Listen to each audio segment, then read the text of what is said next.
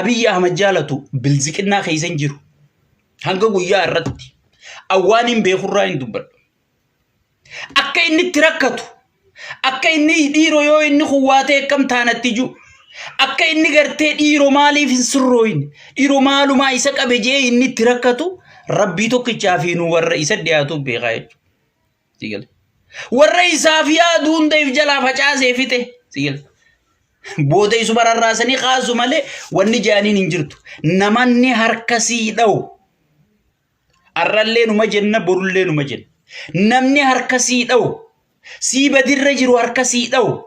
Diina keeti malee fira keetii miti. Namni sii hallayya deemu jiru. Lakkii hallayyarratti hallayyaan si dura hin jirtu numa ceesiin jiru. Diina keeti malee fira keetii miti.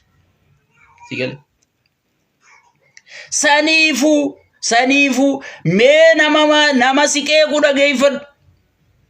Guutamtee jirta sigalee guutamtee quuftee jirta taggafnoo. Quuftee jirta nama siqee qusilaawu kunoo guyya jaha qofa geggeessitaami. Bar wangeela saati hogginan juwa dhugaa naafuuta. Wangeeluma saati yoo fedhe si geggeessa yoo fedhe bakka gartee hotaa isiin jaa. Yoo isa qeequu baatte abba feete arrabsi. Abba feete jeesi. Ati abiyyuman qeeqin. Yoo bilziqinnaa keessaan jiraadha jette. Abiyyuman ati nugusa khiyya, ati nabiyyi khiyya jii gaddeebii Oromoo tana kaan mataarraa ciri, kaan buqqise, kaan akka feete godhi, kaan shaneerra jaa, kaan hattu, kaan gartee miskiina kana dachii dallaala gartee diriirfadhu neetworkii kana diriirfadhu akka feete gurguradhu.